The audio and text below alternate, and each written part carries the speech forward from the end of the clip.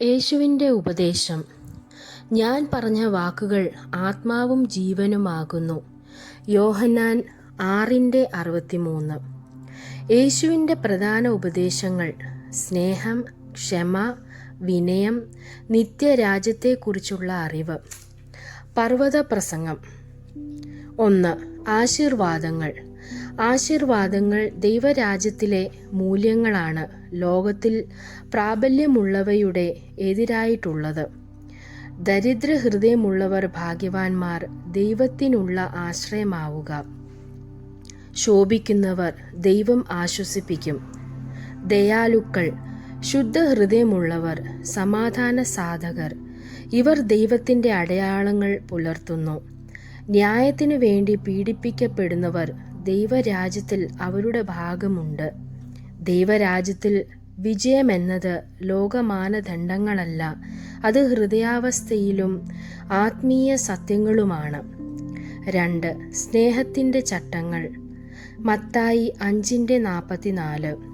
നിങ്ങളുടെ ശത്രുക്കളെ സ്നേഹിക്കുകയും നിങ്ങളെ പീഡിപ്പിക്കുന്നവർക്കായി പ്രാർത്ഥിക്കുകയും ചെയ്യുവീൻ. യേശു: മുറിവേൽപ്പിച്ചവനെ ക്ഷമിക്കൂ, അവനെ സ്നേഹിക്കൂ, ശത്രുവിനോടും ദയ കാണിക്കുക, അതാണ് ദൈവത്തെ പ്രതിഫലിപ്പിക്കുന്നത്. യേശുവിൻ്റെ ഉപദേശങ്ങൾ ക്രാന്തികാലത്തെ നീതിയും ആത്മീയ ധൈര്യവുമാണ്. 3. നിസ്വാർത്ഥ ജീവിതം. ദാനമോ പ്രാർത്ഥനയോ ഉപവാസമോ സ്വാർത്ഥ പ്രദർശനമല്ല, അത് രഹസ്യത്തിൽ ഉള്ളത്, അത് ദൈവം കാണുന്നു. സ്വർഗത്തിൽ നിക്ഷേപിക്കൂ, ഭൂമിയിലെ വസ്തുക്കൾ നശിക്കും. നിങ്ങളുടെ ഹൃദയം എവിടെയാണെന്ന് നിങ്ങളുടെ മുൻഗണനകളിൽ കാണാം. ദൈവത്തിന് വേണ്ടി ജീവിക്കുക. 4. പ്രാർത്ഥനയുടെ ശക്തിയും ദൈവത്തിൻ വിശ്വാസവും. ഭക്ഷണത്തെക്കുറിച്ചോ വസ്ത്രത്തെക്കുറിച്ചോ ചിന്തിക്കേണ്ട. ദൈവം പറവകളെയും പക്ഷികളെയും പോഷിപ്പിക്കുന്നു. നിങ്ങൾക്ക് എത്ര അധികം. അവൻ ചോദിക്കുന്നവന് കൊടുക്കും, തിരയുന്നവനോ കാണിക്കും. വിശ്വാസം ഒറ്റ തിരിഞ്ഞതല്ല, ദൈവം ഉത്തരം പറയുന്ന പിതാവാണ്. പർവ്വത പ്രസംഗം നമ്മുടെ ജീവിതം ദൈവത്തിൻ്റെ ദൃഷ്ടികോണത്തിൽ മാറ്റുന്നു. അതിൽ ആത്മീയത, വിനയം, സ്നേഹം, വിശ്വാസം ഒന്നിച്ചാണ്. സ്നേഹത്തിൻ്റെ മഹത്വം.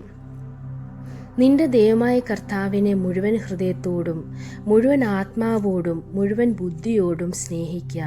നിന്റെ അയൽക്കാരനെ നിനക്കെന്ന പോലെ സ്നേഹിക്കുക. മത്തായി 22:37-39 വരെയുള്ള വാക്യങ്ങൾ. സകല ന്യായപ്രമാണവും പ്രവാചക വചനങ്ങളും ഈ 2 കൽപ്പനകളിൽ അടങ്ങിയിരിക്കുന്നു. ദൈവത്തെ സ്നേഹിക്കുക. ഈ കൽപ്പന വേദത്തിലെ ഏറ്റവും പ്രധാനം. മുഴുവൻ ഹൃദയത്തോടെ നിങ്ങളുടെ മുഴുവൻ ഇച്ഛയും ആഗ്രഹവും ദൈവത്തിങ്കിലേക്കാകണം. മുഴുവൻ ആത്മാവോടെ നിങ്ങളുടെ ഭാവങ്ങളും ആത്മീയതയും ദൈവത്തിൽ സമർപ്പിക്കുക. മുഴുവൻ ബുദ്ധിയോടെ ദൈവത്തെ അറിയാനായി മനസ്സ് ഉപയോഗിക്കുക. ദൈവം നമ്മുടെ ജീവിതത്തിലെ 1-ാം സ്ഥാനത്താകണം, അതായത് ആത്മീയ ജീവിതത്തിൻ്റെ ആധാരം. അയൽക്കാരനെ സ്നേഹിക്കുക. ഇങ്ങനെയാണ് യഥാർത്ഥ ദൈവഭക്തി ജീവിതത്തിൽ പ്രകടമാകുന്നത്.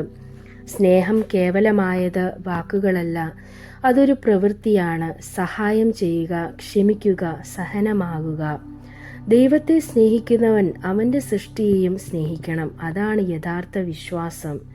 ഈ 2 കൽപ്പനകളിൽ മുഴുവൻ നിയമവും അടിഞ്ഞിരിക്കുന്നു.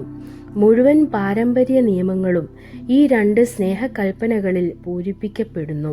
കാരണം ദൈവത്തിൻ്റെയും മനുഷ്യൻ്റെയും മാനവികാവകാശങ്ങൾ സംരക്ഷിക്കുന്നതാണ് ഈ സ്നേഹത്തെ ആസ്പദമാക്കിയ ഉപദേശങ്ങൾ. കൊല്ലരുത്.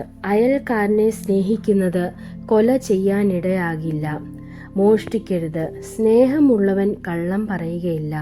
മൂർത്തി പൂജ നിരോധനം. ദൈവത്തെ ശരിയായി സ്നേഹിക്കുമ്പോൾ അവനെ മാത്രം ആരാധിക്കുക. ദൈവത്തെ സ്നേഹിക്കുക, മനുഷ്യരെ സ്നേഹിക്കുക. ഇതാണ് യേശുവിൻ്റെ ഉപദേശങ്ങളുടെ ഹൃദയം. നിങ്ങളുടെ ഹൃദയം യേശുവിന് തുറക്കൂ, അവൻ നിങ്ങളെ സ്നേഹിക്കുന്നു.